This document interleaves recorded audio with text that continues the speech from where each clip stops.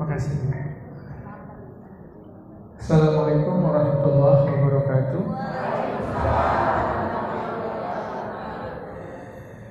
Bismillahirrahmanirrahim. Agak pecah. Oh ya ini.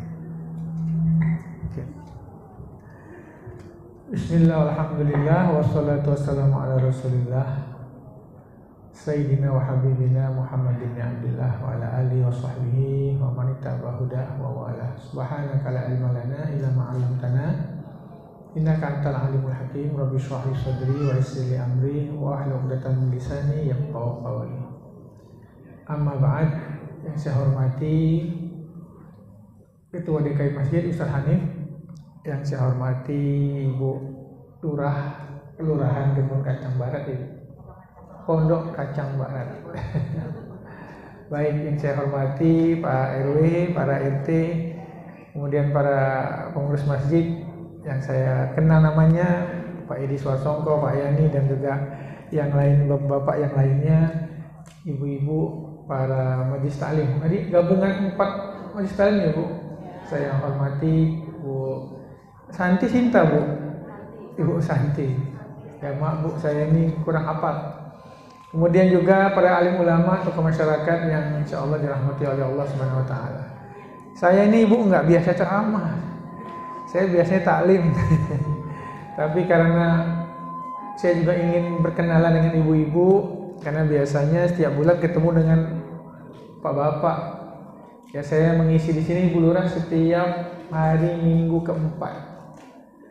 Udah lama ya Pak Yani, udah lama sekali. Saya ini pindah dari Kalimantan Barat ke Tangsel ini 2018. Pengajian pertama saya ya di Az-Zahra ini. Berarti 2019 kalau saya nggak salah saya mulai ngisi di sini. Sekarang udah 2026. Hampir 7 tahun Bu pengajian di sini, Masya Allah. Dari kajian tafsir sampai sekarang kitab Al-Adhkar An-Nawawi. Betah-betah bapaknya, meskipun ada yang ngantuk-ngantuk juga Bu, tapi ya jalan terus. Kita jalan terus. Tapi ngantuk itu awal taklim Ibu. Udah tengah-tengah taklim semangat semua, apalagi pas tanya jawab. Itu kadang-kadang sampai jam 6 lewat. Nah, ini alhamdulillah istiqomah.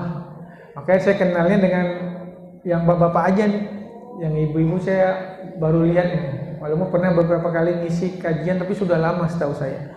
Paling ya khutbah Jumat setahun 1 atau 2 kali baru ketemu dengan jamaah yang lainnya. Alhamdulillah, semoga Allah menyambungkan silaturahmi kita, menguatkan ukhuwah kita, dan memberkahi kita semua. Amin ya rabbal alamin.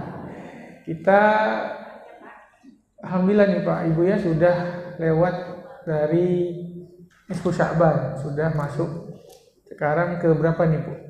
Berapa Sya'ban sekarang? 20 Sya'ban. Nanti insya Allah Bu tanggal 17 Februari maaf. Ini timnya Bapak Haji Edi Swasongko ini di Bimas Islam. Ini mungkin tanggal 17 Februari mungkin Kementerian Agama akan mengadakan hisab untuk observasi hilal. Ini banyak juga yang nanya-nanya, Ustadz ini puasanya bareng lagi apa beda? Nah, ini insya Allah saya juga termasuk yang noong. Orang Sunda bilang noong ya Bu, apa noong itu? Ngincong, nginceng. Neropong, ngintip hilal itu nanti. Itu nanti insya Allah kita ngintip hilal itu malam Rabu tanggal 17. Insya Allah kita ngintip nanti. Terakhir saya ngintip itu di Pik, Pantai Indah Kapuk. Biasanya di Karangbolong biasanya. Kalau Muhammadiyah sudah menetapkan puasa itu hari Rabu tanggal 18. Kita pemerintah masih ngintip dulu. Kemungkinan beda ya Bu, karena diperkirakan nanti malam 18 itu, malam Rabu itu posisi hilal sangat rendah di bawah ufuk, tapi nanti di sekitar ke timur, ke barat naik dia, tapi pun naiknya tidak sampai 1 derajat. Kemungkinan ya Ibu, Bapak, kitanya puasa itu hari Kamis tanggal 19. Kemungkinan itu tergantung Menteri Agama kita. Kalau Menteri Agama ngambil keputusan bisa aja bareng. Kayak tahun lalu itu Bu, sebetulnya kalau Kementerian Agama kan minimal hilal itu di atas ufuk 3 derajat ya Bu. Minimal berapa? 3 derajat. Kalau 3 derajat insya Allah baru bisa terlihat. Nah ini diperkirakan nggak sampai, jangankan 3, 2 aja nggak sampai. Jadi kemungkinan kita menggenapkan Sya'ban 30, jadi Ramadannya lusa. Berarti sekitar hari Kamis tanggal 19, Muhammadiyah tanggal 18. Tapi ini kemungkinan Ibu ya, Bapak, bisa aja Kementerian Agama ngambil sikap udah bareng aja. Kayak kemarin sebetulnya tahun lalu itu saya melihat di PIK tidak dapat bulan. Kemudian justru yang dapat itu di Sabang, di ujung Aceh itu. Nah itu pas di situ memang posisi hilal pas 3. Menteri Agama udah nggak dilihat pun nggak apa-apa, yang penting kita bareng. Nah, Allah alam kita serahkan kepada pemerintah nanti. Tapi saya hanya ngasih gambaran. Dan kita juga nggak usah heran kan Bu ya, biasa kita kan berbeda itu ya sesuatu yang biasa aja, santai aja gitu, nggak apa-apa gitu. Baik, berikutnya alhamdulillah ini adalah salah satu tradisi Indonesia ya Bu. Ini kalau orang bilang Islam Nusantara. Islam Nusantara itu ya kayak gini nih. Apa itu? Ya berwahan, tarhiban. Ini Islam keindonesiaan. Ya bukan sekarang Islam Nusantara diselewengkan sama orang, artinya kejawen. Bukan itu. Itu mabda konsep Islam Nusantara yang oleh Kiai Maruf Amin itu seperti ini, Islam yang keindonesiaan. Nanti kita habis lebaran ada apa Bu? Halal? Nggak ada di tempat lain Ibu cari, nggak ada itu. Itu hanya ada di Indonesia itu. Ruahan, ya kita juga munggahan, tarhiban, itu tuh Islam keindonesiaan. Nah, tarhib itu kan artinya rohaba, menyambut. Kita bilang suka apa itu Bu? Marhaban, ya kan? Marhaban ya Ramadan. Nah kita bikin bukan hanya sekedar ucapan, tapi kita juga bikin haflah atau perayaan. Kenapa seperti itu? Karena memang kita jangan sampai masuk bulan Ramadan kita mesti saling bermusuhan. Jangan sampai masuk bulan Ramadan kita masih ada hutang hutang maaf, belum minta maaf sama orang, jangan.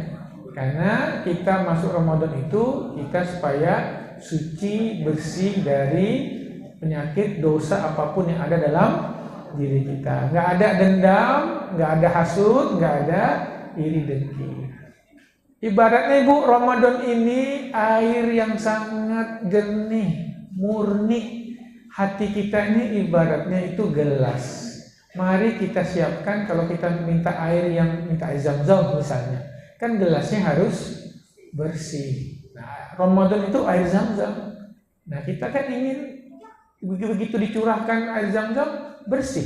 Makanya bersihkan gelas kita itu. Jangan masuk Ramadan gelas kita masih kotor.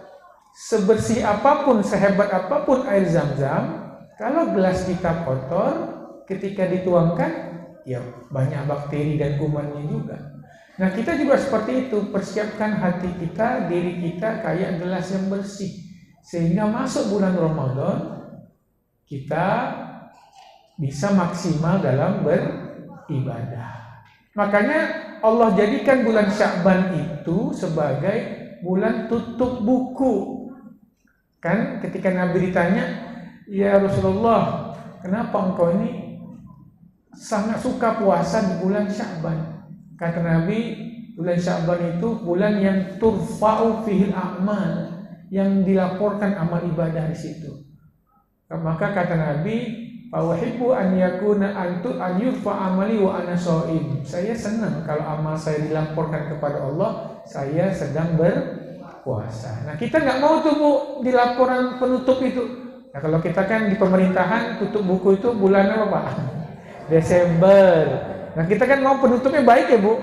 Ibu bikin organisasi, bikin keuangan, apapun tutup bukunya itu kan harus yang husnul khotimah. Nah, bulan Sya'ban itu tutup buku itu kita, tahunan sifatnya. Kalau mingguan itu hari Kamis. Nabi suruh kita puasa hari Kamis, kenapa? Karena hari Kamis juga dilaporkan. Nah, tapi yang tahunan itu pada bulan Sya'ban. Nah, kita mau laporan terakhir itu isinya bagus. Jangan laporan terakhir masih bermusuhan, masih ada hutang puasa. Ibu-ibu, Sya'ban ini bulan terakhir loh, yang masih ada hutang puasa segera diganti. Ya, kata Aisyah, apa yang beliau katakan, yakunun alayya shauma Ramadan. Saya pernah ada utang bulan Ramadan. Fala astati'un an aqliya illa fi Sya'ban. Saya enggak sempat mengqadha kecuali di bulan Sya'ban, kata Sayyidatuna Aisyah. Karena beliau 11 bulan itu melayani Nabi sallallahu alaihi wasallam, sehingga beliau jadikan bulan Sya'ban itu sebagai bulan untuk mengqadha puasanya. Nah, kita mari bulan Sya'ban ini yang ada utang puasa cepat kita selesaikan. Nah, yang paling banyak kita kadang-kadang ini kenapa sampai dibikin tarhiban ini, dibikin kumpul-kumpul gini, masih ada permusuhan kadang-kadang di hati kita ini. Masih ada pertikaian, masih ada yang belum selesai. Maka diharapkan kalau kumpul, bertemu wajah mata dengan mata, lalu bersalaman, nah itu diharapkan bisa menghilangkan dendam sehingga masuk bulan Ramadan kita dalam keadaan suci dan gelas yang bersih, sehingga menerima air yang jernih dari Ramadan akan bisa jernih, tidak kotor dengan dosa kita. Makanya di sebelum Ramadan itu banyak-banyak bertaubat bagi kita yang masih ada dosa, masih ada meninggalkan ini, meninggalkan itu. Mari di Sya'ban kita persiapan. Kan ulama bahkan mentarhib Ramadan itu dari Rajab. Udah masuk Rajab, ulama berdoa, Allahumma barik lana fi Rajabah wa Sya'bana wa balighna Ramadan. Udah siap-siap. Kata orang itu pemanasan. Karena Rajab itu serambinya Ramadan. Sya'ban itu ibu qobliyah Ramadan. Nah, kata Imam Nawawi, sholat itu ada qobliyah, ada ba'diyah. Ramadan juga ada qobliyah ba'diyahnya. Apa qobliyah Ramadan itu? Puasa di Sya'ban atau di Rajab. Nah, apa ba'diyahnya Ramadan? Puasa 6 di bulan Syawal. Nah, kita masih qobliyahnya ini. Masih qobliyahnya, maka pemanasan tinggal mau habis ini Bu ya, dikit lagi. Sudah hanya 10-11 hari lagi sudah habis. Harusnya kita pemanasan dari bulan Rajabnya gitu. Hari ini kita tarhiban. Nanti kita salaman. Saya juga sekaligus memohon maaf kepada bapak-bapak apabila selama taklim di tahun ini ada kesalahan ucap dari saya memohon maaf yang sebesar-besarnya, agar supaya nanti masuk bulan Ramadan kita kosong-kosong. Tidak ada dosa lagi antara kita. Karena dosa yang paling berat itu adalah antara sesama manusia. Kalau sama Allah kita cukup taubat, nangis, menyesal, dalam hati berjanji tidak akan mengulangi lagi, selesai. Tapi kalau dosa sama manusia ini repot Pak, Ibu, harus kita minta maaf. Nah ini makanya mudah-mudahan mungkin kalau gengsi-gengsi, nah dikumpulkan di tarhib, insya Allah gengsinya hilang sehingga bisa minta maaf di antara kita. Tadi juga kita sekaligus adalah Isra dan Mi'raj. Nah ini Isra Mi'raj ini hubungannya adalah dengan ibadah sholat. Isra Mi'raj ini Bu, Nabi dibawa jalan-jalan. Dibawa jalan-jalan. Karena Nabi itu sedih. Tahun itu ada 2 orang yang sangat disayanginya itu meninggal. Sehingga tahun itu disebut Amul Huzun, tahun duka, tahun kesedihan. Kenapa? Yang pertama yang meninggal pamannya. Memang paman tapi udah kayak ayah. Namanya Abu Thalib. Yang merawat Nabi, memelihara Nabi dari kecil, ya, merawat Nabi, mengasuh Nabi dari kecil, dari usia 10 tahun, dari usia 10 tahun, betul, 10 tahun Abu Thalib ini udah kayak anak, udah kayak ayahnya. Meninggal Abu Thalib, nggak berapa lama meninggal juga istri yang bukan sembarang istri yang sangat luar biasa, yaitu Sayyidatuna Khadijatul Kubra. Istrinya Khadijah meninggal. Nabi itu bayangkan pukulan sekali bagi Rasulullah itu. Kehilangan paman yang udah seperti ayahnya sendiri, kehilangan juga istrinya yang merupakan ibu dari anak-anaknya. Nabi tidak punya anak kecuali dari Khadijah. Pernah punya anak dari Maria Qibtiyah Ibrahim, tapi yang salah satunya itu ya sampai Fatimah, itu semua anaknya Nabi dari Khadijah. Bayangkan sedihnya Rasulullah itu. Khadijah itu istri yang luar biasa. Nabi ketakutan sama Jibril aja, larinya kemana, Bu? Waktu wahyu pertama turun, Nabi kan lari kemana ketika ketakutan itu? Ke Khadijah. Wahyu kedua lebih serem lagi. Malaikat Jibril tunjukkan wujud yang asli, lebih menggigil lagi Nabi itu. Larinya kemana Nabi itu? Ke Khadijah. Terus meninggal. Sedih luar biasa Nabi itu. Maka dihibur oleh Allah. Dua musibah dihibur dengan dua hiburan. Yang pertama turun surat Yusuf. Boleh Ibu lihat Al-Quran itu, surat yang paling enak itu untuk cerita surat apa? Yusuf. Kalau kisah Nabi Musa tuh ngacak Bu ya, random, ngacak. Di Al-Baqarah tentang ini Nabi Musa, nanti di Al-Imran beda lagi, pecah-pecah. Tapi kalau surat Yusuf itu runut dia. Dari mulai Nabi Yusuf menceritakan mimpinya, sampai dia dipersekusi oleh saudaranya, dibuang, sampai dipungut oleh Raja Mesir, Perdana Menteri di Mesir, sampai akhir masuk penjara, digoda Zulaikha, sampai akhirnya masuk penjara, ada peristiwa takwil mimpi, sampai akhirnya jadi raja, ketemu dengan saudara-saudaranya, kisahnya turun. Nah, itu turun kepada Rasulullah SAW, menceritakan kisah Nabi Yusuf untuk mengobati sedih Nabi SAW. Yang kedua, Nabi di Isra dan di Mi'rajkan, dibawa jalan. Dari Nabi sedang tidur di Hijr Ismail, digoyang kakinya oleh Jibril, lalu Nabi berangkat ke Masjid Aqsa. Ceritanya panjang. Kemudian nanti baru dari Masjid Aqsa naik ke langit ketujuh, baru ke Sidratul Muntaha. Kisahnya panjang ya Bu, nggak bisa ceritakan. Nanti ibu-ibu nggak sempat masak. Jadi terlalu panjang kisahnya. Nah kita kan ngambil hikmahnya saja. Jadi ibu juga sering, kita mah dengan Isra Mi'raj ya Bu, dari SD. Dulu kita mah taunya kalau bukan ada acara Isra Mi'raj, nggak tahu tuh Maisarah ya Bu, nggak tahu tukang apa, tukang sisirnya Firaun tuh, ya Maisarah ya. Siapa namanya Bu? Ya, lupa saya namanya. Masyito. Saya ngetes doang. Masyito. Masyito tuh masyata yang syutu, artinya yang menyisir rambut. Nah, kita nggak tahu kisah Masyito itu, kecuali kita ketika dengan Isra dan nggak tahu ya Bu ya, cerita nenek-nenek pakai blue jeans. Itu almarhum Kiai Haji Zainuddin MZ. Beliau bilang Nabi ketika Isra Mi'raj melihat nenek-nenek pakai jeans. Itu sebetulnya Nabi melihat orang tua yang berpakaian hebring gitu.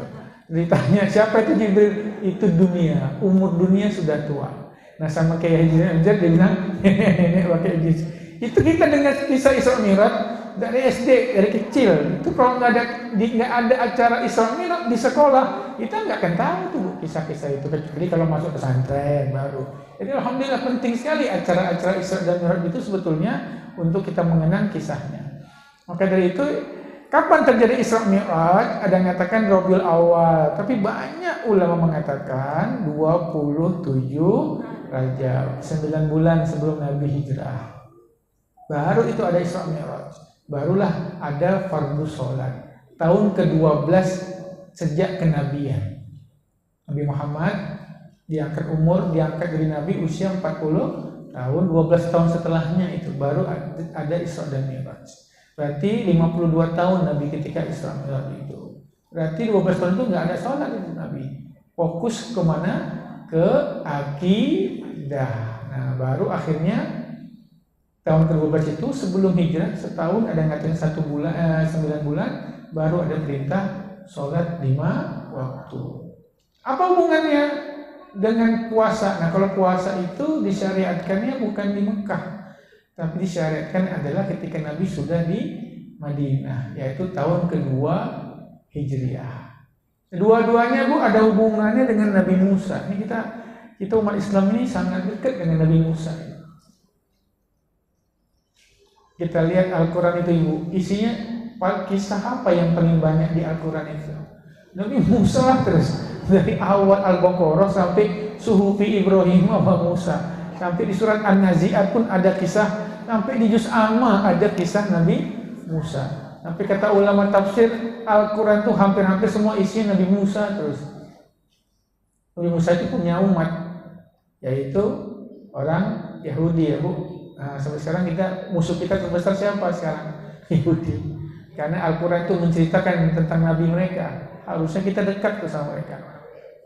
Nah, jadi dari 50 waktu menjadi berapa waktu Ibu? Menjadi 5. Berkat siapa itu? Berkat nasihat dari siapa? Dari Nabi Musa. Nah, terima kasih kita sama siapa itu Bu? Sama Nabi Musa. Kalau enggak ya Allah Bu, 50 waktu gimana Bu? 5 waktu aja udah waduh. Ya. 5 waktu aja aduh. Yang berat apa Bu yang berat? Dari 5 waktu ini. Subuh. Subuh ya Bu? Aduh, subuh tuh berat benar. Kalau saya enggak Bu, saya yang berat itu Isya ya Bu ya. Isya tuh paling berat kalau saya Bu. Subuh mah enggak lah. Alhamdulillah saya setengah 4 terbangun, alhamdulillah. Makanya taklim di Az-Zahra jarang siangan ya Pak ya nih. Ada terus saya. Karena kalau subuh oke. Yang berat ini apa Bu? Isya. Nah aduh, sering ya Bu sholat jam 12 malam. Tidur dulu akhirnya bangunnya jam 2 itu. Kalian tahajud kata Ibu Lurah tadi. Makanya Bu, terutama bapak-bapak juga lah, kalau ingin isyanya tidak lewat, jangan ngapain-ngapain antara habis sholat maghrib. Ibu-ibu tuh habis sholat maghrib mukena ya. Kalau kami orang Melayu bahasanya terlekung apa? Mukena ya. Mukenanya jangan dicopot. Jangan dicopot. Ngidangin makan suami biarin. Tetap hidangi. Tapi mukena jangan dicopot. Kapan copotnya? Habis sholat isya. Kan sebentar dong ya Bu. Antara maghrib dan isya kan enggak lama-lama. Ibu-ibu yang udah umroh atau udah haji lihat tuh. Kita kan ke Masjidil Haram, Masjid Nabawi habis maghrib kan nggak ada yang pulang untuk ke hotel. Semuanya duduk di situ. Kenapa? Sebentar aja. Tapi kalau udah buka mukena, nonton TV, main HP, ya sudah. Itu biasanya susah ya Bu ya. Sulit sekali itu. Nah kalau bapak itu iktikaf antara maghrib dan isya. Ya namanya ihya'u bainal isya'ain, menghidupkan antara maghrib dan isya. Terserah bapak habis maghrib pokoknya duduk aja bersandar di tiang, mau ngapain kek, mau pakai tasbih, mau baca Quran, bahkan mau baring di situ, nggak ada masalah. Nanti azan isya, sholat isya, habis sholat isya baru pulang. Tapi di Indonesia ini Pak susah. Tapi ada beberapa masjid mengadakan majlis taklim. Nah ini keren, sambil duduk. Sebab pengalaman saya Bapak Ibu, Az-Zahra hebat juga nih, habis sholat subuh mau ngaji gitu. Ada masjid cuman ngaji itu habis maghrib, yang lainnya nggak mau sumpah paksa gitu. Tapi ada Bu, saya di Cisauk itu masjid mau bikin majlis taklim ba'dal isya. Itu hebat gitu. Sangat jarang gitu. Yang kebanyakan masjid itu ngisinya ba'da maghrib. Karena ba'da maghrib ya sambil nunggu isya enak gitu. Dan nggak ngantuk gitu. Kalau habis subuh memang sangat ngantuk sekali. Nah, dulu Bu kalau di Yaman ya Bu ya, karena saya nih lulusan Yaman, ada kota namanya Kota Tarim. Nah, Kota Tarim itu masyarakatnya itu yang laki-laki ya, bukan yang perempuan, sudah terbiasa iktikaf itu antara maghrib dan isya. Mau yang bapak-bapak, yang kakek-kakek, bahkan yang masih belajar SD, SMP, SMA masih, mereka bawa buku pelajaran. Jadi belajarnya itu di dalam masjid. Dan masjid itu menyiapkan kopi buat yang iktikaf di masjid itu. Itu setiap hari seperti itu. Tapi Allah alam ya Pak, makin kesini katanya semakin berkurang. Dulu sekitar 100 tahun lalu itu masih aneh kalau ada laki-laki habis maghrib masih di luar masjid. Tapi zaman saya di sana 99 sampai 2003 udah biasa laki-laki di luar. Tapi suasana itikaf di masjid itu masih terjaga. Anak-anak bawa buku matematika, biologi, kita bawa kitab. Ada yang pakai halakoh, ada yang sudah tua pakai tasbih aja, subhanallah pakai tasbih aja gini. Nah itu insya Allah isya kita tidak lewat. Nah itu yang paling berat. Maka kata Nabi, asqalus shalah alal munafikin, sholat yang paling berat bagi orang munafik kata Nabi 2, sholat subuh dan sholat isya. Mudah kita enggak semuanya. Ya, tapi Bu itu munafik pada masa Nabi ya Bu. Pada masa Nabi SAW, kalau sekarang tidak seperti itu. Nah, ibadah sholat kita yang 5 waktu itu sangat berkaitan dengan Nabi Musa. Maka kita berterima kasih. Nah, kemudian Ibu Bapak, ketika Nabi hijrah ke Madinah, tahun pertama Hijriah belum ada puasa Ramadan. Yang ada puasa Asyura. Asyura itu adalah tanggal 10. Itu juga gara-gara Nabi Musa.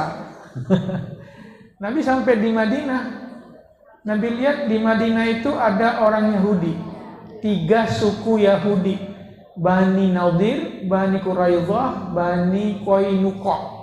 3 suku ini, padahal dulu mereka menanti-nanti Nabi terakhir.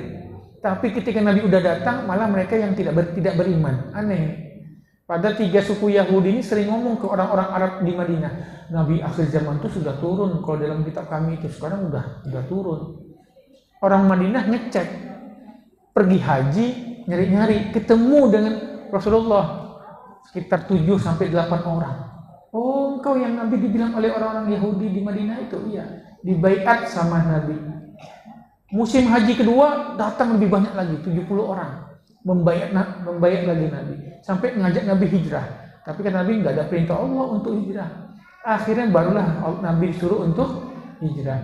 Nabi sampai di sana malah mereka yang nggak mau beriman, 3 suku ini. Aneh orang Yahudi ini, karena mereka nggak terima kok Nabi terakhir kok bukan dari golongan mereka. Sampai kata orang Arab, lah kamu ini gimana? Kami kenal Nabi Muhammad gara-gara cerita-cerita kalian. Sekarang Nabi Muhammad udah turun, malah kalian yang tidak beriman. Kenapa? Takut setoran jatahnya hilang.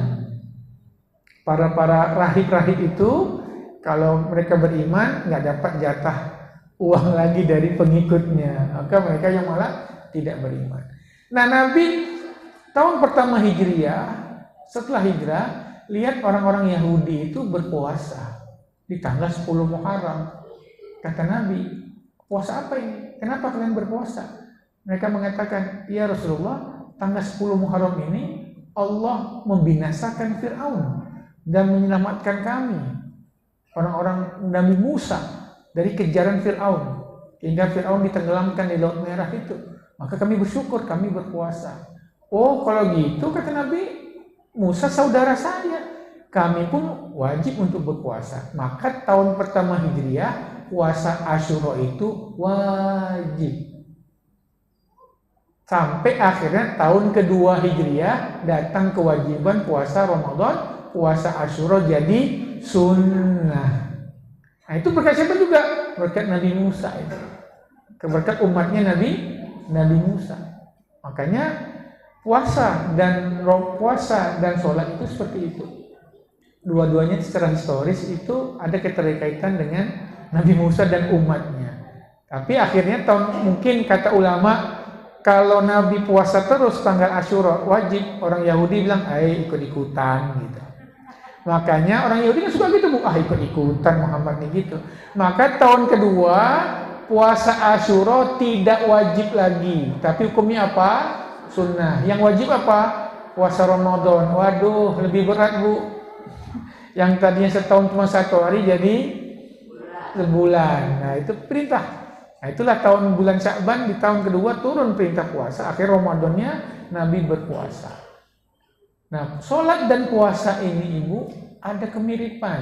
Satu, dua-duanya termasuk ibadah yang badaniyah, yang mengandalkan fisik badan. Dari 5 rukun Islam itu ada ibadah yang hanya pakai badan aja. Apa itu? Puasa. Terus sholat. Kalau zakat namanya ibadah maliyah, ibadah harta. Ada tenaga kerahkan? Nggak ada. Itu murni harta. Nah, ini yang ketiga nih Bu. Ini yang harta juga, capek juga Ibu. Naik pesawat 10 jam. Kalau yang kapalnya transit, Allah Bu, lama sekali itu. Nah, ibadah apa nih Bu? Haji dan umroh. Ini duit keluar, tenaga juga, Masya Allah. Tetap kalau pulang umroh, Pak capek Pak. Yang capek bukan tawafnya Ustaz, apa? Naik pesawatnya. Ternyata gitu. Kalau tawafnya Pak nikmat Ustaz, nggak terasa. Jalan dari hotel ke Masjid Haram nggak terasa Ustaz, nikmat. Dari hotel ke Masjid Nabawi enak Ustaz. Yang capek apa Ibu? Naik pesawat katanya. Bosen. Nah ini ibadah yang harta juga keluar, badan juga keluar. Nah kalau puasa dan sholat ini dua-duanya sama, hanya mengandalkan tenaga aja. Maka dari itu ada suatu kemiripan. Yang kedua, puasa dan sholat ini ibadahnya mau orang kaya, mau orang miskin, orang nggak mampu sama. Tapi kalau zakat hanya orang yang ada kelebihan, apalagi haji dan umroh. Makanya datang dalam hadis Muslim, orang-orang miskin, orang-orang ya tidak mampu datang ke Rasulullah. Ya Rasulullah, dhahaba ahlud dusur bil ujur. Rasulullah, enak tuh orang-orang kaya itu. Kenapa kata Nabi? Ya mereka sholat, kami sholat, mereka bisa sholat. Mereka puasa, kami juga puasa. Ketika mereka umroh kami nggak bisa apa-apa ya Rasulullah. Ketika mereka haji tiap tahun kami nggak bisa apa-apa. Wa yatasaddaquna bi fuduli amwalihim, mereka bisa zakat dengan kelebihan harta mereka. Kami nggak bisa apa-apa. Sahabat gitu Pak, Ibu. Iri itu bukan iri dunia, tapi iri akhirat. Sama kayak ada wanita namanya Asma. Rasulullah, kok di Al-Quran itu yang disebutin laki-laki terus, perempuan nggak pernah disebut. Ada ayat qad aflahal mu'minun, kok nggak mukminah gitu. Ada sahabat nanya seperti itu. Akhirnya turun ayat man amila minkum min dzakarin aw unsa, baru sebut perempuan dalam Al-Quran. Jadi sahabat tuh dulu girohnya, semangatnya bukan dunia, enggak. Dia mau bodo amat, sebelahnya beli kuda 2, beli kuda 3, dia cuma punya 1 kuda, nggak masalah mereka. Bahkan nggak punya kuda sama sekali nggak masalah. Tapi kalau amalan akhirat kayaknya berkurang, mereka protes. Terus kata Nabi, kenapa? Ya kami sedih, Rasulullah. Kami nggak bisa zakat, kami nggak bisa haji, nggak bisa umroh. Ya udah kata Nabi, akan aku berikan suatu amalan, kalau kalian amalkan itu sama tuh pahalanya. Apa itu Rasulullah? Kalian bertasbih subhanallah 33 kali, bertahmid alhamdulillah 33 kali, mengucapkan Allahu Akbar 33 kali setiap selesai sholat. Itu pahalanya sama. Oh senang Pak mereka. Mereka amalkan itu Bu. Yang orang kaya dengar, apa tuh? Ngamalin apa kalian? Enggak, ini amalan kami. Coba apa? Dibilang, ngamalin juga mereka. Protes lagi sahabat. Rasulullah, yang kaya-kaya ngikut ngamalin. Tolong dong dilarang gitu. Mereka udah umroh, udah haji, tasbih lagi habis sholat, curang kata sahabat. Nabi tersenyum sampai tertawa. Kata sahabat sampai kelihatan taring gigi Nabi, sampai kelihatan taringnya. Terus kata Nabi, "Dzalika fadlullahi yu'tihi man yasha." Ya enggak bisa gitulah, itu rezeki yang Allah berikan kepada yang Dia kehendaki. Mas aku larang-larang orang bertasbih, ya sudahlah sabarlah kata Nabi. Memang sudah seperti itu Allah memberikan rezeki. Yang ketiga, puasa dan sholat ini ketat syaratnya, karena dia mau kaya mau miskin tetap. Kalau sholat ibu nggak bisa berdiri, ngapain? Sholli qa'iman, sholat berdiri. Kalau nggak mampu, fa illam tastati' fa qa'idan, apa? Duduk. Kalau duduk nggak mampu, fa 'ala janb, baring. Pokoknya nggak sadar juga, isyarat kepala. Isyarat kepala nggak bisa, isyarat mata. Mata juga nggak bisa, dalam hati. Nah puasa juga gitu ya Bu. Puasa kalau nggak mampu silahkan, tapi diganti di hari yang lain. Kalau sakit boleh, dan nggak sembarang sakit ya Bu. Sakit yang kira-kira bisa membuat kalau dia puasa sakitnya bertambah parah atau sembuhnya menjadi lambat. Itu dua amal ibadah yang membutuhkan fisik yang kuat. di antara sholat dan juga puasa. Maka dalam Al-Quran Allah katakan wasta'inu bisabri wassalah. Mintalah perlindungan, mintalah tolong kepada Allah dengan apa? Dengan sabar. Sabar itu apa? Kata ulama, as-siyam, dengan puasa, wassalah, dan juga sholat. Ibu ada hajat, nggak usah ke dukun-dukun nih, mau ngapain? Nggak usah ke dukun-dukun atau ke tempat-tempat gunung-gunung kawi nggak jelas-jelas itu. Atau ke orang pintar, ngapain ibu itu situ tuh? Allah udah bilang wasta'inu bisobri, dua aja minta perlindungan dari bisobri dengan sabar dan juga sholat. Apa nak? Akso? Sini, buka bunda sini. Ini anak saya ini bu, bungsu bu, namanya Akso. Sana sama bunda. Akso itu bu artinya ujung. Karena makanya disebut Masjidil Wajah rajulun min aqsal Madinah min aqsal Madinah rajulun yas'a. Aqsal Madinah itu ujung kota, ujung daerah. Nah itu memang di ujung bu, karena ibunya nggak boleh melahirkan lagi. Itu bu ya. Ini sebagai intermezzo aja bu ya. Udah lupa saya bu, saya mana tadi? Oke saya bilang saya nggak biasa ceramah, saya biasa taklim. Saya mana tadi bu? Hah? Ya, sholat tadi ya. Terus? Akan lupa saya bu. Apa tadi terakhir? Ya, yang sakit. Walaupun kita sakit, sakitnya yang kira-kira kalau kita berpuasa bertambah parah. Kalau tidak ada hubungannya dengan fisik, tetap puasa itu kita laksanakan. Nah, dan juga kalau musafir atau apa, kalau sholat juga ketika musafir ada kemudahan, yaitu dijamak dan dikosor. Jadi masing-masing ada kemuliaan. Ya, ibadah yang memerlukan ibadah yang sifatnya badaniah. Nah, kemudian di puasa Ramadan itu Nabi Muhammad SAW melaksanakannya itu berapa kali Bapak Ibu? Seumur hidup Nabi itu. Karena di tahun kedua Hijriah, berarti Nabi kan di Madinah sampai 10 tahun. Berarti 9 kali Nabi melaksanakan ibadah Ramadan. 9 tahun, 9 Ramadan. Kalau haji Nabi berapa bu haji Nabi? Nabi haji cuman 1 kali. Ya, Nabi haji cuman 1 kali, yaitu pada hari Jumat ketika saat di Arafahnya. Maka dari itu puasa ini merupakan ibadah yang sangat spesial. Ya, puasa dan sholat ini wasta'inu bisabri wassalah.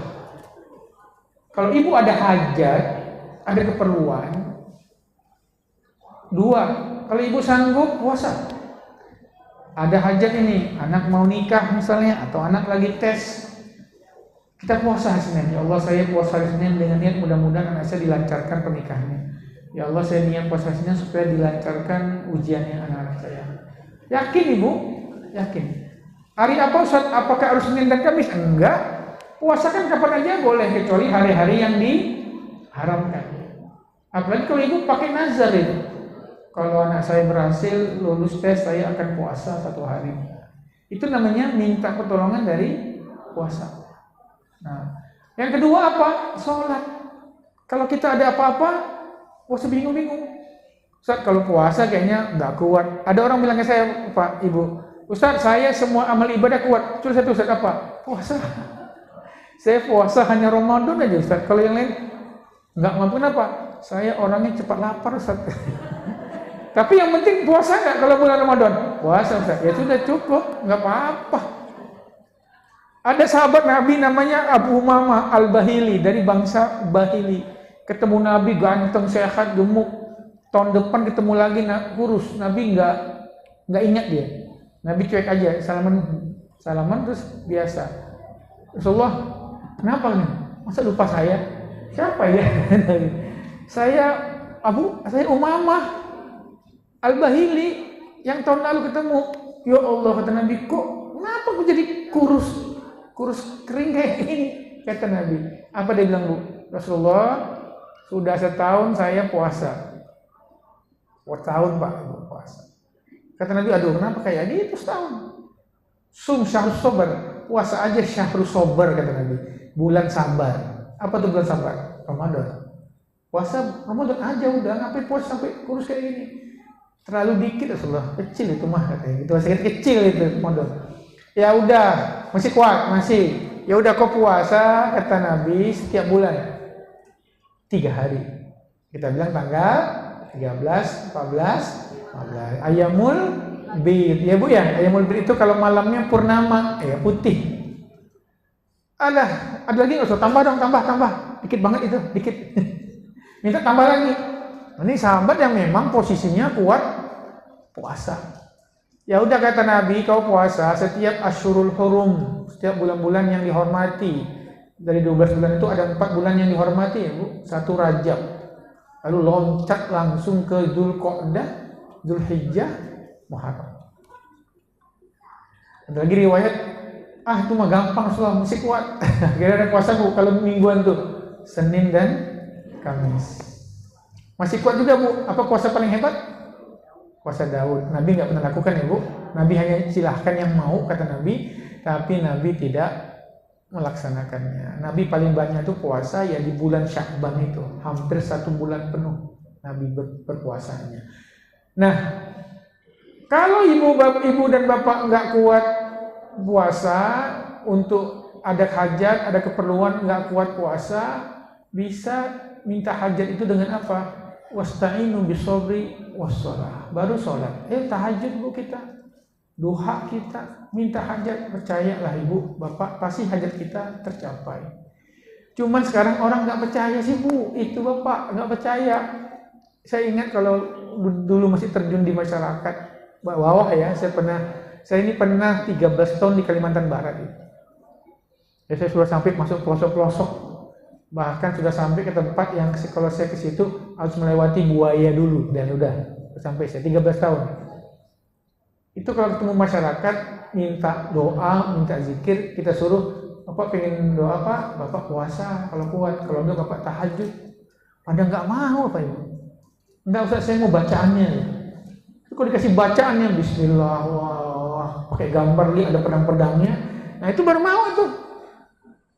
Tolong Ustaz bikin bacaannya itu saya lipat, saya taruh di kantong. Itu lebih semangat. Taruh di kantong itu lebih semangat gitu. Tapi ketika itu, Bapak kenapa masalahnya? Ya nggak ada kerjaan Pak, gini-gini. Duha Pak? Ya sih, insya Allah.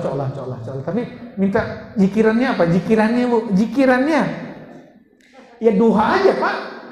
Nggak ada kan zikirnya nggak? Ya udah. Akhirnya nyari yang lain. Nggak mau, dia mau ada zikiran dibaca 4.000 kali berapa gitu. Padahal ya boleh sih baca kayak gitu, nggak ada masalah, boleh-boleh aja. Sayyidina Khalid bin Walid juga, rambut Nabi itu Bu sama Khalid bin Walid dimasukkan di tempat, dikunci, taruh di sakunya. Setiap perang dibawa sama Sayyidina Khalid bin Walid, nggak masalah. Tapi beliau juga sholatnya rutin, baca Qurannya Masya Allah gitu. Jadi rata-rata susah. Makanya mari nih Bapak Ibu sekalian, ini datang bulan Ramadan. Apapun hajat kita, dengan puasa itu yakinlah. Dengan puasa itu insya Allah semua hajat kita akan dibereskan oleh Allah Subhanahu Wa Taala. Kalau kita meyakini.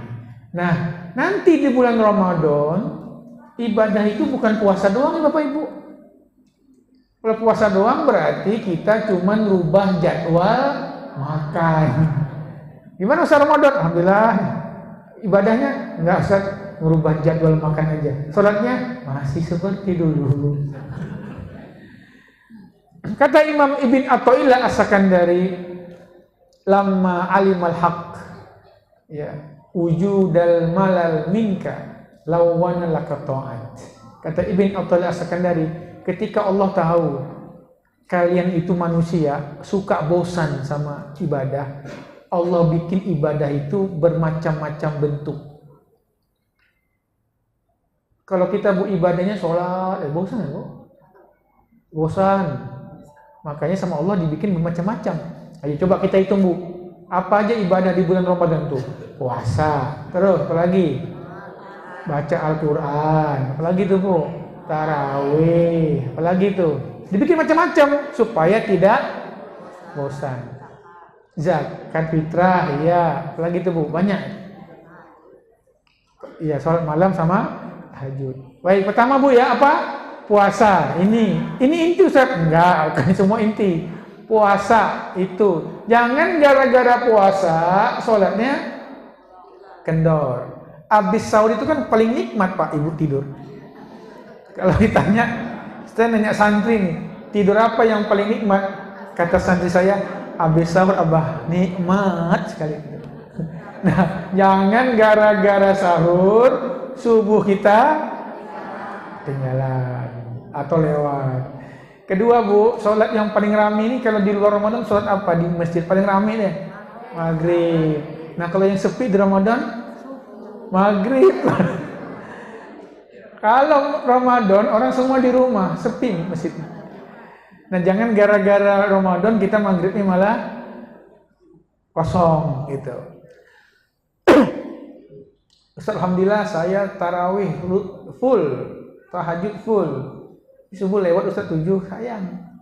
Karena kata Imam Ghazali, amalan fardu itu modal. Amalan sunnah itu untung. Kalau kita diperiksa oleh malaikat nanti bulan Ramadan, kata malaikat, waduh tahajud tarawih lengkap 20 rakaat lagi nih, bukan yang 8. Hebat ini kata malaikat, luar biasa ini. Subuhnya bolong.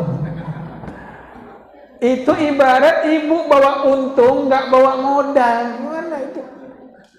Nah nanti di hari kiamat itu kata Imam Ghazali ada orang cuma amalan fardu aja. Malaikat periksa, sholatnya bagaimana malaikat? Lengkap, cuma 5 waktu aja. Ya Allah, ya nggak apa-apa, balik modal. Puasanya Ramadan doang.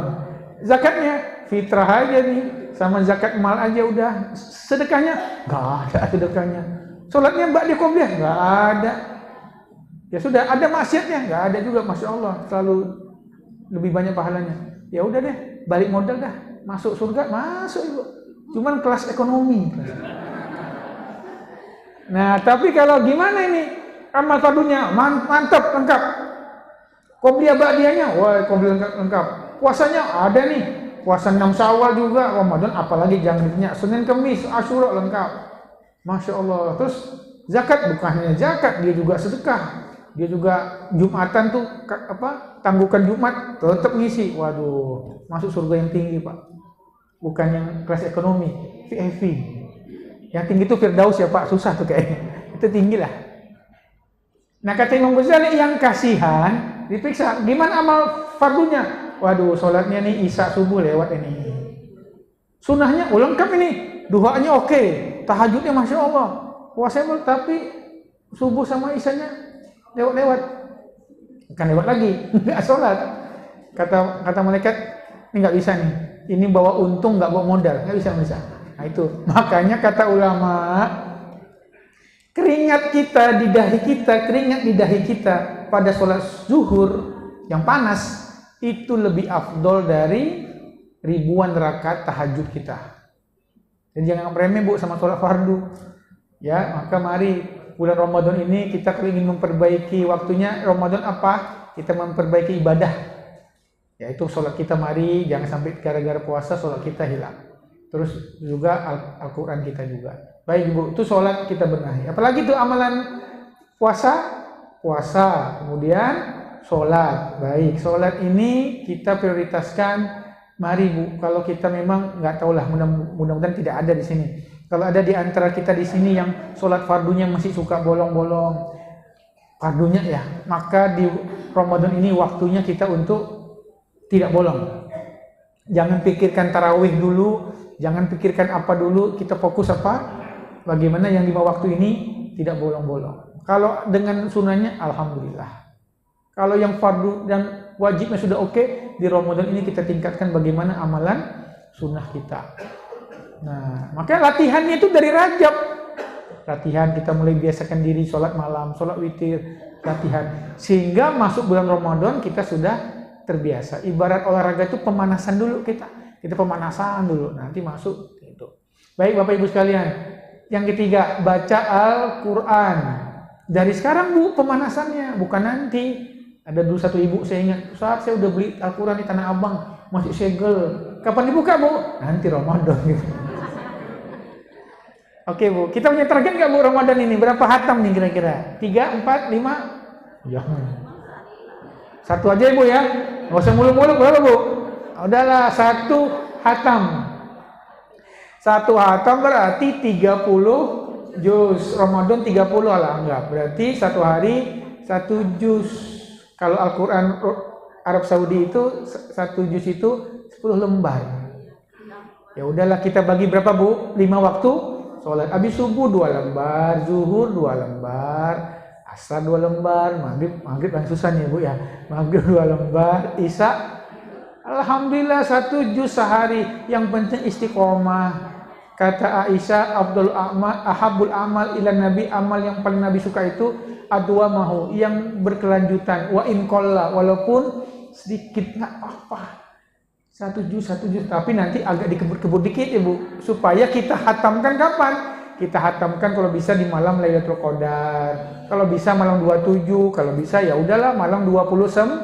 Nah, itu jangan Ustaz, saya ini Al-Quran saya segel Ustaz. Wah, insya Allah tarawih pertama saya baca. Berapa target Bu? 3 juz 1 hari. Masya Allah. Seminggu dia capek Bu, lalu berhenti. Capek. Nah ini nggak boleh nih. Ini berarti ibadahnya nafsu nih, hati-hati, jangan, santai aja. Ada orang datang ke sahabat Nabi, Abdullah bin Abbas. Abdullah bin Abbas ini sahabat Nabi sama sepupu Nabi juga, yang paling alim tentang Al-Quran. Dia bilang, ya Rasulullah, ya Ibn Abbas, Pak Ibn Abbas, saya hatam Quran 3 hari. Waduh, 3 hari Bu. 3 hari itu berarti 1 hari berapa juz? 10. Kata Ibn Abbas, saya baca Al-Baqarah 1 malam. Al-Baqarah 1 malam dengan tartil, dengan tadabbur, lebih saya sukai daripada khatam 3 juz yang enggak jelas, khatam 3 hari itu. Jangan, bacalah dengan pelan.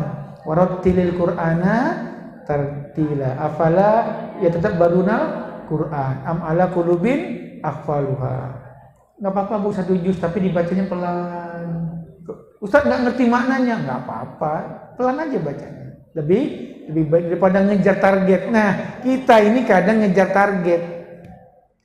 Target saya Ustaz 10 hari 1 hatam, berarti 1 hari 3 juz. Waduh, hari pertama tercapai target, hari kedua mulai goyang-goyang, hari ketiga nggak tercapai, alah malas lah. Nah itu kan rugi. Lebih baik 1 juz, tapi berjalan. Itu jauh lebih baik. Yang gak usah niru-niru Imam Syafi'i ya Bu, memang susah. Imam Syafi'i mah hafal Quran sejak umur 7 tahun. Kita mah gak usah kayak gitu. Imam Syafi'i kalau di luar Ramadan beliau hatam setiap hari.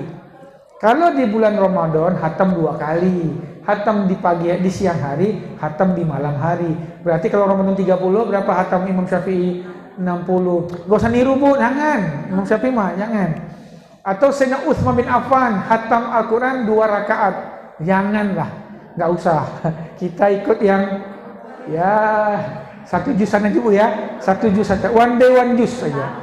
Nah itu udah kita sudah bersyukur. Itu Bu ya, apa tadi? Puasa, sholat, baca Quran. Nah ada yang penting nih Bu, keempat, tadarus. Nah, Jibril itu dalam hadis Bukhari yudarisul Quran. Jibril dan Nabi itu, Jibril membacakan Al-Quran kepada Nabi, saling baca. Bagaimana tadarus itu Ibu? Tadarus itu kita bikin halaqah, yang baca 1, yang lain nyimak, lalu bergantian. Kalau ada yang salah, dibenarkan. Nah ini yang repot nih, yang benarkan ini yang repot. Nabi begitu, Nabi baca tuh, Nabi agak cepat, dibenarin sama Jibril. Habis turun ayat la tuharrik bihi lisanaka lita'jala bih. Muhammad jangan buru-buru ya. Nah kita gitu Bu, berani nggak tadarus kayak gitu? Bikin 5 orang, 10 orang, 1 baca, yang lain ngoreksi. Sebab kalau kita baca sendiri, kita nggak akan tahu salahnya kita. Saya pernah ingat Bu, ada orang sampai nangis dia. Dia ikut tadarus, kemudian dia salah, kita benerin. Dia bilang, ya Ustadz demi Allah, sebelum saya tadarus saya nggak tahu ini salah nih. Nggak tahu saya bertahun-tahun baca Quran, ini salah nih, nggak tahu saya. Nah itu pentingnya apa Ibu? Tadarus. Tapi tolong kalau dibenerin jangan baperan. Ini dibenerin kurang ajar, saya dibenerin nanti giliran dia sebenarnya. Jangan gitu Bu. Itu mah dendam-dendaman, jangan kayak gitu. Kita untuk kebaikan bersama. Jangan tadarus estafet. Nah, saya pernah lihat masjid Pak. Bukan di sini, bukan di Tangsel, bukan di Kalimantan Barat. Tadarusnya itu Bu estafet. Gimana? Yang baca satu, yang lainnya makan kue sama ngerokok, ngopi. Dia jatah dia baca dulu, speaker kuat keras, yang baca satu, yang lain nongkrong sambil ngerokok sambil makan kue. Begitu udah mau selesai, ya udah ini pergi baca satu lagi. Itu mah bukan tadarus itu Bu. Itu estafetan namanya itu. Nah boleh nggak? Ya nggak apa-apa sih, boleh aja. Tapi yang bagus itu bagaimana? Yang bagus itu tetap bikin halaqah, saling membenarkan satu dengan yang itu keren. Pahalanya 3. 1 pahalanya adalah Ibu membaca Al-Quran. Yang kedua apa pahalanya? Ibu mendengarkan. Kalau Ibu baca Al-Quran, pahala cuma 1, apa? Membaca Al-Quran saja. Tapi kalau tadarus, Ibu 3 pahalanya. 1 membaca Al-Quran, yang kedua apa? Mendengar. Nabi aja suka dengar dari sahabatnya. Nabi kadang-kadang panggil sahabatnya. Yang dalam sebuah hadis, yang memanggil sahabat namanya Sayyidina Abdullah bin Mas'ud. Sahabat yang penulis wahyu, senior. Abdullah, duduk sini. Bacakan saya Al-Quran. Iqra alayya, bacakan saya Al-Quran. Kata Abdullah bin Mas'ud, waduh, jangan dong. Aqra'u wa ilaika unzil. Rasulullah, masa saya bacakan Al-Quran ini, Al-Quran diturunkan padamu, malu saya bacanya. Kata Nabi, aku suka dengar dari orang. Baca. Dibaca sama Sayyidina Abdullah bin Mas'ud surat An-Nisa. Sampai ayat fakaifa idza ji'na bikulli ummatin bisyahid wa ji'na bika ala haula'i syahida. Kata Nabi, asbuk, cukup. Begitu dilihat sama Abdullah bin Mas'ud, Nabi menangis. Tuh, Nabi mendengar bacaan Al-Quran dari orang lain apa? Menangis. Nabi itu diturunkan wahyu tapi suka mendengarkan bacaan dari orang lain. Ini manfaatnya tadarus. Kita mendengarkan bacaan orang lain. Yang ketiga, pahalanya di samping membaca, mendengarkan, yang ketiga apa? Kita membenarkan bacaan teman. Itu ilmu Pak. Ilmu bagi orang lain. Sehingga gara-gara kita benerin dia akhirnya bisa apa? Bisa membenarkan bacaannya, itu jadi pahala jariah buat kita itu. Nah, itu pentingnya kita untuk tadarusan tadi. Kalau yang mampu ya Bapak Ibu, kalau yang nggak baperan nggak masalah. Nggak usah malu baca Quran salah-salah, nggak apa-apa. Lama-lama juga bisa. Kalau ingin baca Al-Quran kan 3 syaratnya. 1 apa? Baca. 2 apa? Baca. 3 apa? Baca. Ustaz, saya mau lancar, ada metode khusus. Saya bilang nggak. Setahu saya, kalau ingin metode, setahu saya nggak mungkin punya metode lain. Setahu saya, metode mau lancar baca Al-Quran ya 3 Ibu. Baca. Baca sendiri, baca di hadapan orang. Biar disalahkan nggak apa-apa. Kata Nabi, orang yang membaca lancar, tajwidnya mantap, makhrajnya mantap bersama malaikat. Tapi kalau orang baca yuta'ati, bacanya apa Bu? Terbata-bata, salah-salah. Kata Nabi dapat 2 pahala. Pahala pertama adalah baca Al-Quran, pahala kedua adalah masyaqqah, capek. Capek bukan hanya lidah Bu, psikis, disalin orang, salah Bu. Matnya kurang 1, ketukan, hak Ibu, bukan hak, waduh nggak apa-apa. Nah itu pahala berapa dapat kita? 2. Nah itu kita manfaatkan di bulan suci Ramadan itu. Karena bulan diturunkannya Al-Quran. Baik, puasa, sholat, terus baca Quran, tadarus. Yang keempat apa Bu? Amalan bulan Ramadan itu diantaranya tadi. Sholat malam. Ya, sholat malam udah tadi ya. Ini terserah. Yang penting tarawihnya jangan cepat-cepat. Kayak di TV itu 11 menit. 10 menit. Ya, yang penting sholatnya tumak ninahnya, ada rukuknya tidak seperti ayam matok. Ya, seperti itu. Silahkan ibu mau yang mana aja. Yang penting ibadah kita istiqomah. Terus apalagi ibadah di bulan Ramadan itu diantaranya adalah bersedekah. Ya kata Nabi, kata Ibnu Abbas, Nabi itu ajwadun nas, orang yang paling rajin bersedekah. Di bulan Ramadan Nabi lebih rajin lagi. Maka alhamdulillah tadi dari usaha Hanif bilang ada takjil. Itu juga kata Nabi, man fattara shaiman, barang siapa memberi bukaan kepada orang yang berpuasa, dia mendapatkan pahala orang yang berpuasa tanpa harus mengurangi pahala orang yang berpuasa tersebut. Terakhir Bu, sebelum tanya jawab, atau mungkin saya udah kepanjangan ini, masih bisa masak ya Bu? Udah nggak bisa. Terakhir, kita ada yang kita prioritaskan. Saking banyaknya ibadah itu Bu, banyak sekali ibadah itu, kita prioritaskan. Mana yang kita utamakan? Yang wajib dulu, yang fardu dulu. Jangan gara-gara sunnah, fardunya bisa fardunya tertinggal, jangan. Yang kedua, kata Nabi, beribadahlah semampu kalian. Alaikum minal amali ma tutiqun. Beramalah kalian semampunya kalian. Jangan maksa-maksa. Nabi masuk Masjid Nabawi, ada tiang itu ada tali. Tali siapa ini kata Nabi? Kok ada tali nih? Bukan jemur pakaian, bukan. Ini ada apa kata Nabi? Kok ada tali nih? Kata sahabat Rasulullah, ini talinya si Zainab. Kenapa Zainab itu kata Nabi?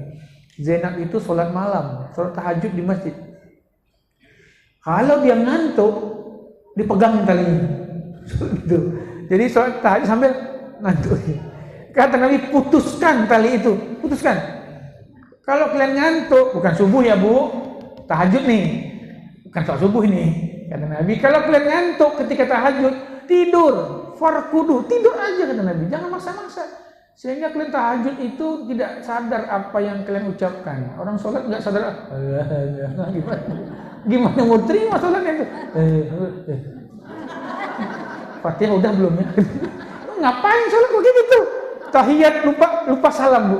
Bil alamina innaka hamidum majid. Terus dia bangun, udah salam belum ya? Mau ngapain? Kata Nabi tidur. Ini bukan sholat subuh ya Pak, Ibu bukan. Kan ini sholat apa? Sunnah. Kira-kira kalau ibu mungkin pasang target, saya mau lengkap lah sholat malamnya, tahu-tahu qadarullah hari ke-27, qadarullah nyata ngantuk sekali, jangan tidur. Itu juga tidur perintah Allah. Kata Nabi, badanmu punya hak, badan kita juga punya hak untuk istirahat. Yang penting sudah niat kita. Ya jangan habis Ramadan sedih kenapa Ustaz? Sedih kenapa? Tarawih saya lengkap Ustaz kecuali di hari ke-26, kenapa tidur? Oh kesel saya, jangan kayak gitu. Tidur itu pun ibadah, perintah Nabi itu. Istirahat kata Nabi, tidurlah. Ini ada dulu perempuan ibu-ibu ngomong ke saya, sebel apa nih Bu? Kesel apa Bu? Saya ini puasa Asyura. Terus Ibu, 5 menit lagi mau maghrib, datang tamu saya, datang haid. Ya Allah, gitu. Saya bilang Bu, ngapain kesel? Kenapa? Yang merintahkan puasa siapa? Allah. Yang nyuruh kalau haid jangan puasa siapa? Allah. Ya sudah, terus ngapain? Ibu nyembah Allah, nyembah puasanya. Nyembah Allah dong, ya sudah. Nah, itu ya. Ya kita tenang aja. Gak usah. Allah dulu Bu, Nabi itu musafir. Ada sahabat itu maksa-maksa puasa sampai mau mati. Gak mau makan, gak mau minum. Ya musafir dulu kan gak kayak sekarang Bu. Sekarang mah ada rest area, enak sekarang mah. Dulu mah musafir ya Allah, padang pasir begitu. Ada sahabat nahan-nahan, nggak mau, sampai mau mati. Demi sahabatnya Nabi minum tuh di hadapan sahabatnya, minum. Padahal Nabi masih kuat, tapi Nabi takut nih sahabatnya maksa-maksa. Nabi minum. Kata Nabi, yang nggak minum celaka semua. Wah pada minum semua. Kata Nabi, Allah senang kalian menerima rukhsahnya, menerima keringanannya, seperti Allah senang kalian menerima kewajibannya. Kalau kalian nggak kuat minum, kata Nabi, kenapa maksa-maksa? Nah makanya musafir berikutnya ada sahabat yang kuat, mereka tetap puasa. Ada sahabat yang tidak kuat, mereka membatalkan puasa. Dua-duanya baik. Nah intinya Jangan pakai target-targetan gitu Ibu. Kalau kita udah capek, badan kita sudah lemah, kita nggak mampu lagi, selama itu amal sunnah, ya sudah. Kita apa? Kita tidak laksanakan juga tidak apa-apa. Baik, yang terakhir fokus kepada amal ibadah yang diterima. Yang diterima apa? Kita yakin itu diterima oleh Allah, itu kita bisa, itulah yang kita laksanakan. Mungkin itu Bapak Ibu-ibu yang bisa saya sampaikan. Mungkin karena saya tahu ini ada sesi tanya jawab ya Ibu. Boleh kita tutup dulu untuk sementara. Baik, saya serahkan ke moderator. Bismillah.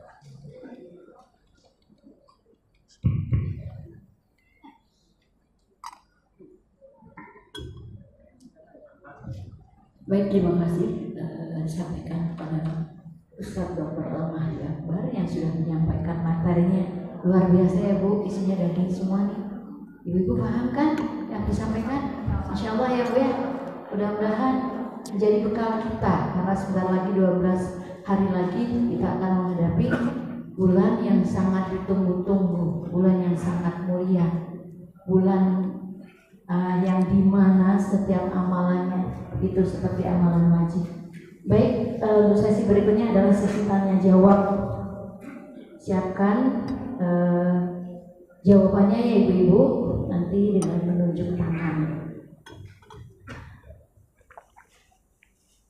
Dari ya baik, pertanyaan dulu ya Ustaz ya. Ya. Silakan ibu-ibu yang mau tanya. Silakan Bu.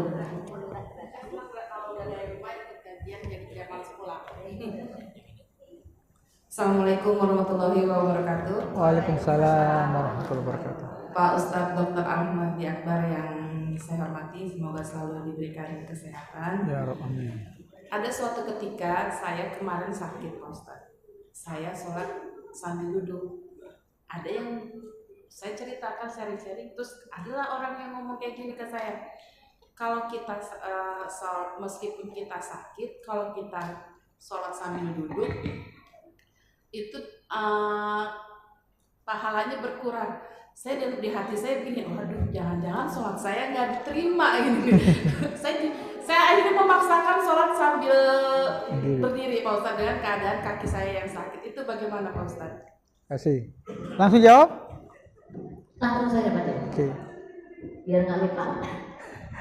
Pertama Ibu, sholat yang dikurangi itu pahalanya kalau kita sehat dan itu sholat sunnah.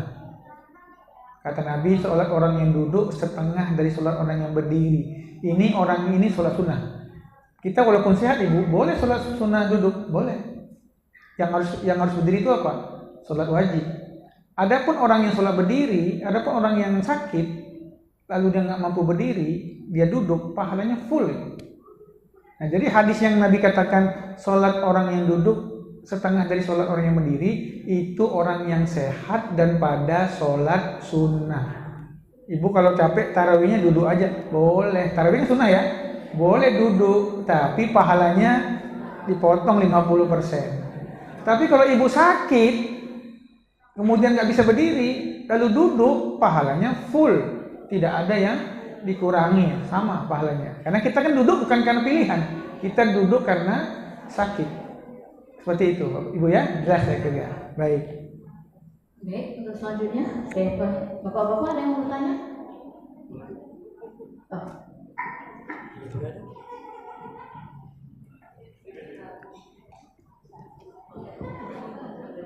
Assalamualaikum warahmatullahi wabarakatuh. Sampai Salam. jumpa di depan tempat Ustaz. Siap. Itu yang sering jadi polemik, satu Muharram dan satu Ramadan. Ya, pertanyaan saya itu apakah hilal itu dan hari satu Syawal itu dari Nabi Muhammad atau dari ulama? Terus Hilal. sampai kapan ini polemik ini berakhir? Apakah sampai kiamat atau memang akan berakhir? Gitu. Polemik ini dari sejak saya lahir sampai sekarang masih terjadi. Terima kasih. Assalamualaikum warahmatullahi wabarakatuh. Siap. Nabi bilang gini Pak, sumu li ru'yatihi wa aftiru li ru'yatihi. Puasalah dengan melihat hilal, lalu berlebaranlah dengan melihat hilal. Berarti memang harus melihat, karena kalimatnya ro'ai. Ro'ai itu kan melihat. Makanya di semua metode penetapan satu Ramadan dan satu Syawal, semuanya menetapkan itu melihat. Tapi teman-teman di Muhammadiyah ini punya pendapat ro'a itu maksudnya mengetahui. Jadi nggak usah melihat, yang penting udah sesuai hitungan. Jadi nggak usah dilihat, yang penting kita udah ngitung, kira-kira bulan udah di atas ufuk, mau berapa derajat pun berarti sudah masuk bulan baru. Nah, pemerintah Pak ngambil tengah-tengah, visibilitas hilal namanya, atau bahasa Arabnya itu imkanur ru'yah.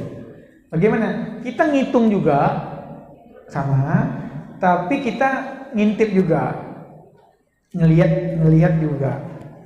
Lalu kita bertanya kepada orang astronomi, kira-kira berapa derajat bulan itu bisa dilihat dengan teropong atau dengan mata. Menurut orang-orang astronomi, ilmu falak, Syekh Abdurrahman Jambek, beliau langsung meneliti Pak, beliau berada di pinggir laut, di ufuk, beliau langsung meneliti, dan beliau ini orang Muhammadiyah, meneliti bahwa beliau mengaku pernah melihat hilal itu saat posisinya dalam hitungan falak itu 2 derajat. Walau saat itu banyak yang menentang, termasuk Habib Usman bin Yahya, mufti Jakarta, itu nggak bisa itu kan, itu 7 derajat minimal. Akhirnya diputuskan 3 tahun yang lalu semua menteri kumpul di Malaysia, akhirnya di Indonesia mengatakan nggak bisa nih 2, minimal berapa?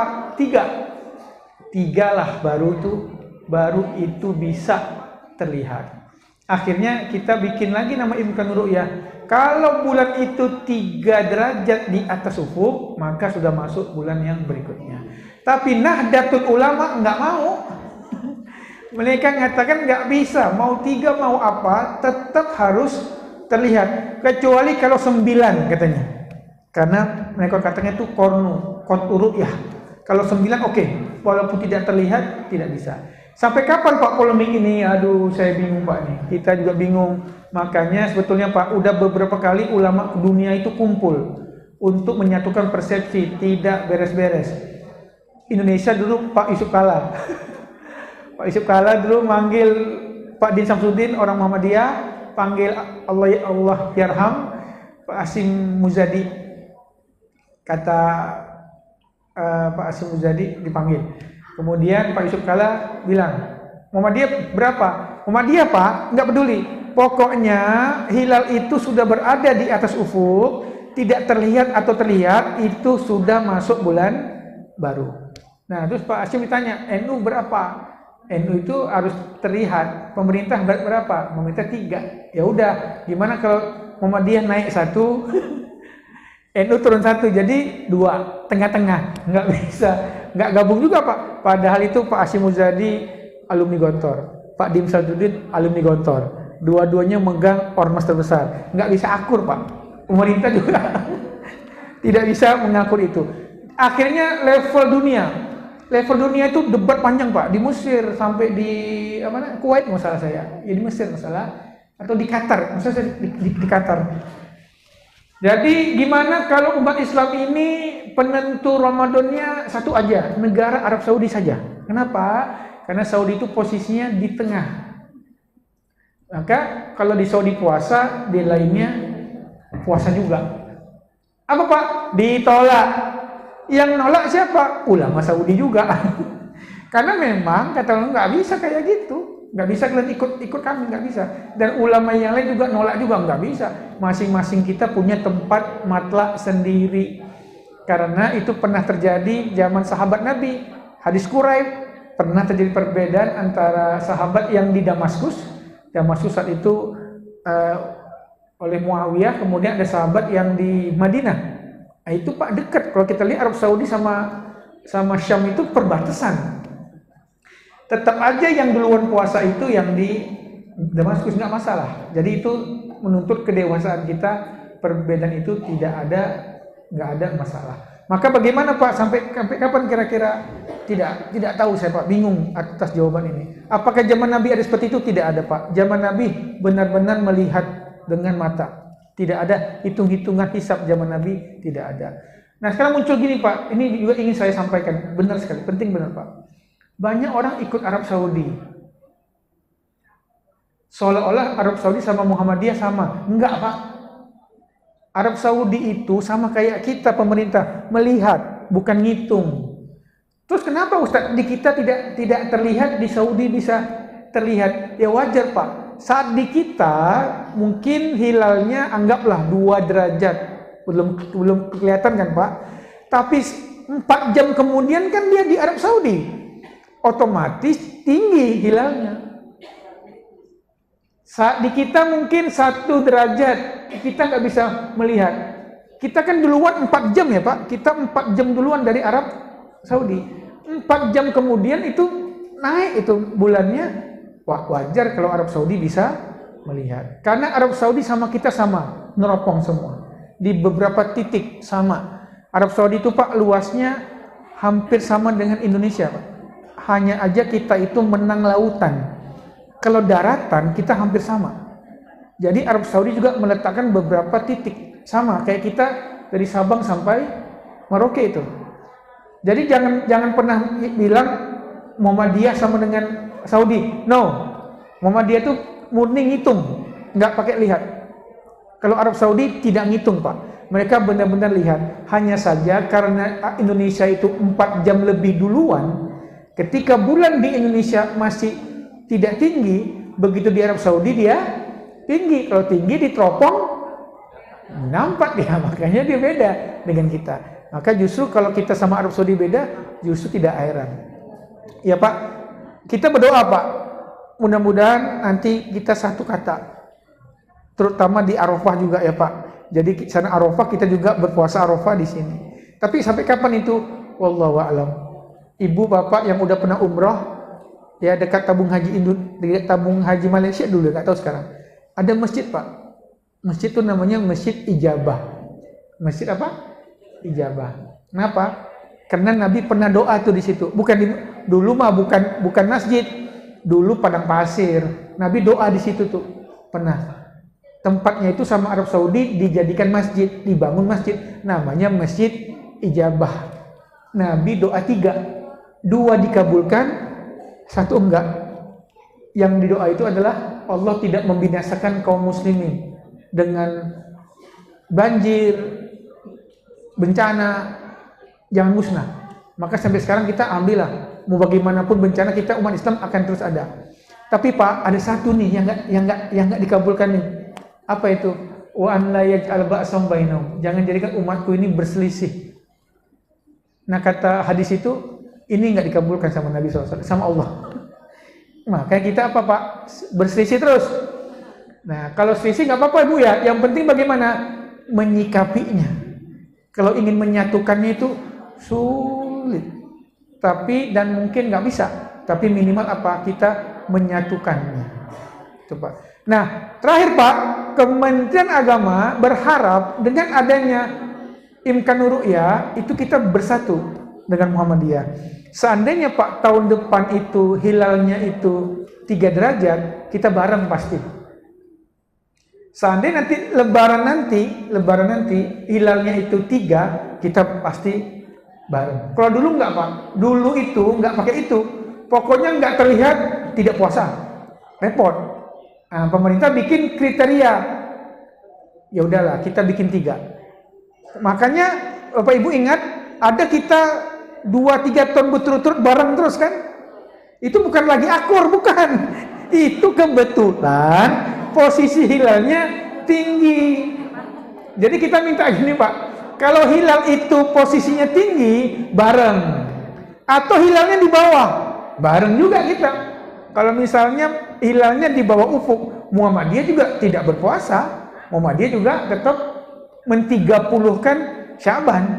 Nah, pokoknya gini, kalau hilalnya di bawah ufuk, kita bareng, sama-sama belum puasa dulu. Kalau hilalnya tinggi, 3, kita bareng-bareng puasa.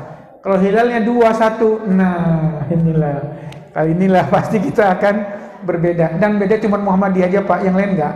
Yang lain sepakat. Yang lain sepakat dengan pemerintah. Baik.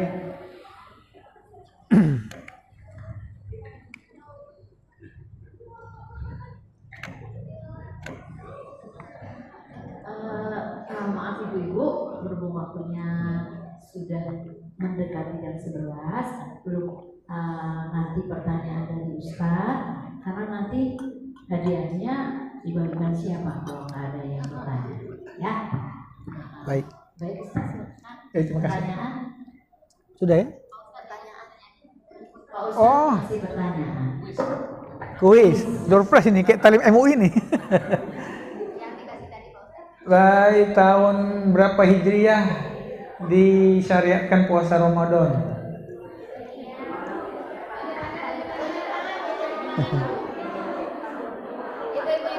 Yang tadi tuh yang pojok itu, yang sana, yang di pertama nunjuk tangan ibu yang itu ya?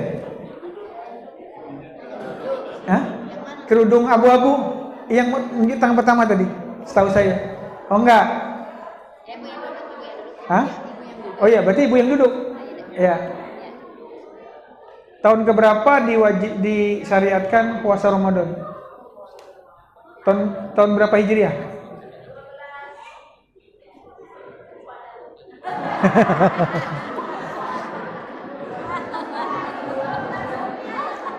Bukan.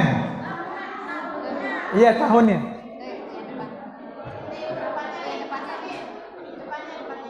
Puasa Ramadan diwajibkan di Madinah tahun berapa Hijriah? Ya, tahun kedua.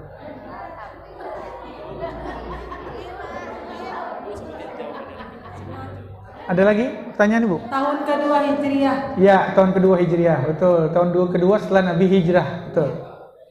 Masih banyak Ustadz hadiahnya. Silakan Ustadz, pertanyaan lagi. Kemudian sebutkan 3 puasa sunnah.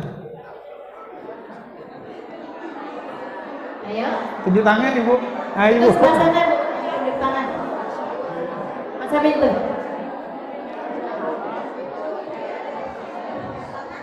Puasa Senin Kamis, puasa ayam ungbi, sama puasa Daud.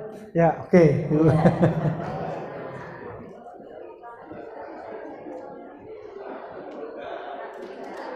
Masih ada? Ustadz, lagi Ustadz, masih banyak gitu. Apa lagi ya tanya tadi? Yang tadi Ustadz sampaikan punya. Yang tadi sampaikan boleh lupa nih. Baik. Berikutnya sebutkan 2 persamaan ibadah puasa sama sholat. Persamaan. Yang tadi? Puasa dan sholat. Puasa dan sholat ada persamaan. Sama-sama dengan adanya badaniyah dan tenaga dan badaniyah. Ya, satu lagi sama-sama puasa badan ya. Iya. Ya, satu lagi ada 2 ya. Apa Bu? Nah, yang lain. Coba Bu. Badaniyah, maliyah dan umroh. Enggak. Persamaan puasa dan sholat sama-sama ibadah badaniyah. Ya udah boleh itu Bu, cukup lah. Ya, udah boleh, udah cukup itu Bu. Boleh cukup. Lagi Pak Ustaz. Ya. Yang ketiga peran Nabi Musa dalam Oh, requestnya yang laki-laki. Oke, peran Nabi Musa dalam sholat kita dan puasa. Peran Nabi Musa dan umatnya. Ayo Pak Sabri. Nah, Pak Sabri mau jawab. Perannya yang pertama Nabi Musa adalah yang meringankan sholat menjadi 5 waktu. Ya, ya betul. Di sholat ya Pak. Kalau di puasa atau lagi mungkin? Lupa saya puasa. Ya, itu udah cukup. Ayo ibu yang mau menambahkan, mau menambahkan. Ada lagi masih Ibu hadiahnya? Dua lagi. Oke, apa qobliyah dan ba'diyahnya Ramadan? Ibadah apa yang menjadi qobliyahnya, Ibu? Silakan. Yang jadi qobliyahnya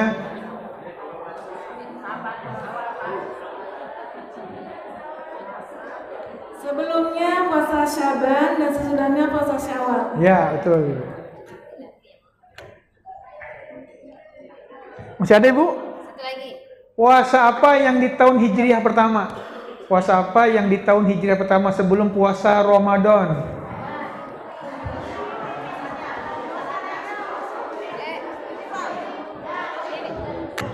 Puasa Asyura. Puasa Asyura, betul. Habis, Ibu. Terakhir. Udah habis.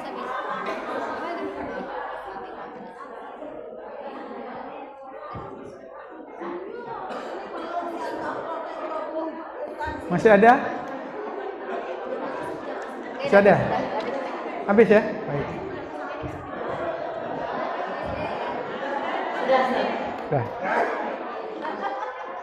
Mohon untuk doa sekalian. Oh ya. Bismillahirrahmanirrahim. Alhamdulillahirabbil alamin hamdan syakirin hamdan na'imin hamdan yuwafi ni'amahu wa yukafi mazidah. Ya Rabbana lakal hamdu kama yanbaghi jalali wajhikal karim wa 'azimi sultanik. Allahumma shalli wa sallim ala sayyidina Muhammadin wa ala alihi wa sahbihi ajma'in. Allahumma ya 'azima sultan ya qadiman ihsan ya daiman ni'am ya katsirul jud ya wasi'al 'ata ya khafiyul lut ya jamilus sunah ya haliman la ya'jal. Salli ya Rabbi ala sayyidina wa habibina Muhammadin wa ala sahabati ajma'in. Allahumma lakal hamdu syukra wa lakal mannu fadla wa anta rabbuna haqqa wa nahnu abiduka riqwa wa anta lam tazalli dzalika ahla. Ya muyassiru kulli asir wa ya jabiru kulli kasir wa ya sahibu kulli farid wa ya mughniya kulli faqir wa ya muqawwiya kulli dha'if wa ya ma'mana kulli makhif. Yassir alaina kulli asir fatayassir asir alika yasir. Allahumma habib ilaina al-iman wa zayyinhu fi qulubina karrih ilaina al-kufra wal fusuqa wal isyan. Allahumma barik lana fi Sya'ban wa balighna Ramadan. Allahumma barik lana fi Sya'ban wa balighna Ramadan. Allahumma barik lana fi Sya'ban wa balighna Ramadan. Rabbana hab lana min azwajina wa dhurriyyatina qurrata a'yun waj'alna lil muttaqina imama. Rabbana atina fid dunya hasanah wa fil akhirati hasanah wa qina adzabannar. Wa sallallahu ala sayyidina Muhammadin wa ala alihi washabbihi wasallam. Subhana rabbika rabbil izzati amma yasifun wa salamun ala mursalin walhamdulillahi rabbil alamin. Terima kasih disampaikan kepada Ustaz Dr. Al-Wahid Akbar yang sudah menyampaikan ilmu